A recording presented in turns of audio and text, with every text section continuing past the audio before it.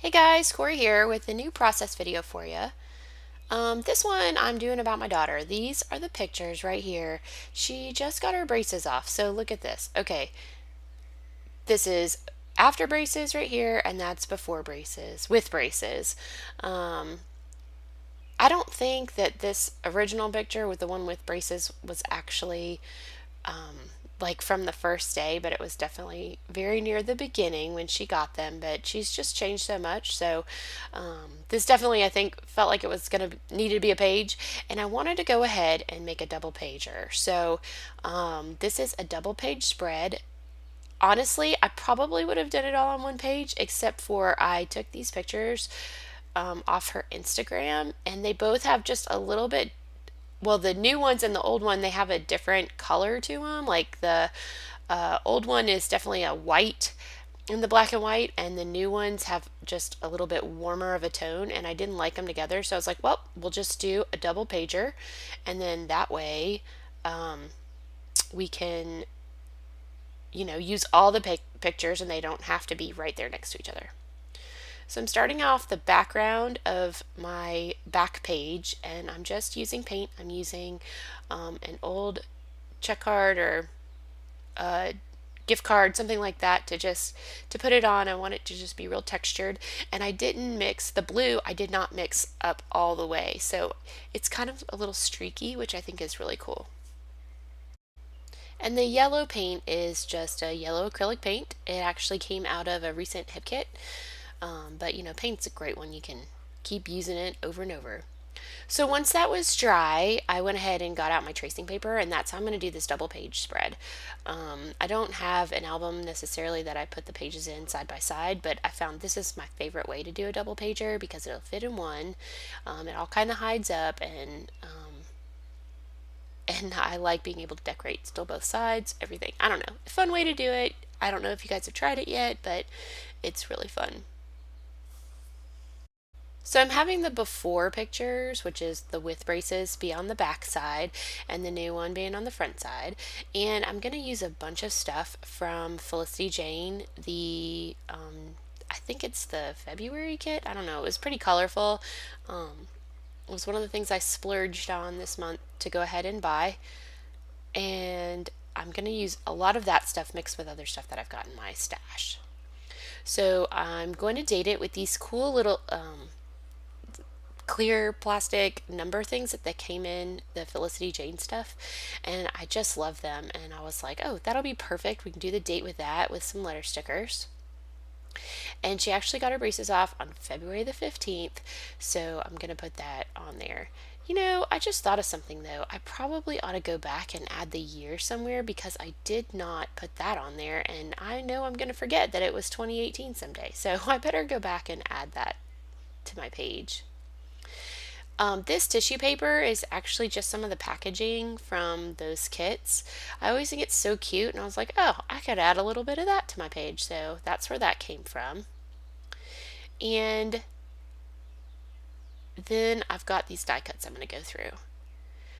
So this is how I like to do my double pagers.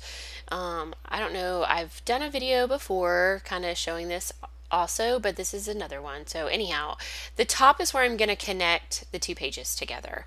So what I've done is I've just washi taped the tissue paper. Well, it's not tissue paper, it's tracing paper, I'm sorry.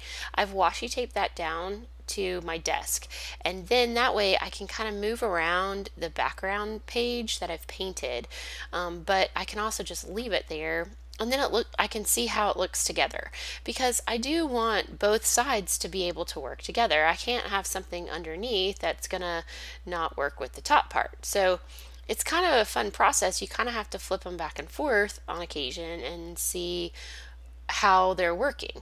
The thing that I really wanted to make sure I did with this page is after a while I realized that I need more pink, or I wanted more pink on it, and so the best place to put that was kind of underneath. So it's really easy to do when you've got these two pages like this. So, I mean, give it a try, but like seriously, washi tape that's the key right there for me, y'all, because it's easy to remove and everything else, and it works really really good to kind of give you a good handle on how this is gonna stay together. it's really time to just get embellishing this page.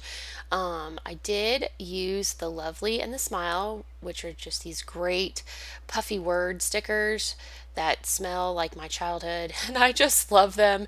I did cut the pink love because at this point I'm sitting there going, okay, I definitely need more pink. This is too black and blue, and so I wanted more pink on this page, so I cut out the love, trying to find a place for that there. And now I'm just looking for pink things that I can put behind photos on the back. So I did use this Project Life card, which I think is really cute. It's got lots of pink hearts on it and just a little bit of that little floral Project Life card. Just add those back there and the little heart. So I got to tell you, I don't know how many pages. I think this is my second page with this August kit, and I've got lots of paper, but I am blowing through those embellishments because those, well, that's the part that I like the most. So, okay, so I have a question for you guys. Of those of you that buy kits from any kit club or anything, how many pages do you feel like you typically get out of a kit, like a normal monthly kit? So, um, I don't know. I maybe like three out of the Felicity Janes for me. Now the hip kit kits. That's a bit word. That's a lot of words. But those kits, I get everything from them. So I can get, I don't know, probably 5, 6 pages out of there and still have them all very heavily embellished. Um, I always have ever leftover paper because, paper, I don't use a ton of pattern paper, but they are just have so many embellishments. So anyhow, like, what do you guys think? Do you get a lot, a little? I don't know. I just want to see if I'm like totally not doing the right thing. Whatever. You guys tell me what you think. Okay, so I added a little bit of washi tape and a little heart paper clip and some other little hearts here and there. I want to make sure hearts are probably my favorite shape to use. I don't know what the deal is with that. They're just so cute and I can use them all over the place and everything else. Okay, so I was sitting there going, I really don't have enough pink coming through the front. I thought that when I add the pink on the back that it would come through, and I totally didn't. Duh, I have two photos on the front, and so I needed more pink on the front. So I'm just adding some underneath my the tissue paper a little bit, and just having it peek up just a little. And then I really like the back of this pink paper too. It's got these lines, so I just did like a little layer thing there. And then what was also great is I wanted to make sure that my journaling was fairly straight. So I just put the little lines right behind my tracing paper and boom, I was able to write pretty straight on there. Great idea. So my journaling is on the front about the new picture, and then I put a little journaling on the back about the before picture. Basically, just a little bit about how she's grown up so much and that how even the shape of her face seems to have changed in just the last 19 months. So just putting a little bit of stuff on there. She did tell me the other day when we were sitting there talking about this about how she loves how I put little stories on there. So I guess that's a good thing that I've started making sure that I've got words on all the pages. So I just need to go ahead and basically get the top put together so the whole thing is all secured together. So I do like to add a couple of different things because tracing paper isn't super strong. It's better than tissue paper, but I do like to reinforce it just a little bit. And since I'm going to stitch these together, I just added a little bit of extra, just a little edge of pattern paper and then also the washi tape. And then I want to go ahead and embellish a little bit more of the back. It just seemed kind of blank, and that's not how I like to do these double pagers, but so I just wanted to add a few more things. So I'm adding a few more little die cut pieces here and there.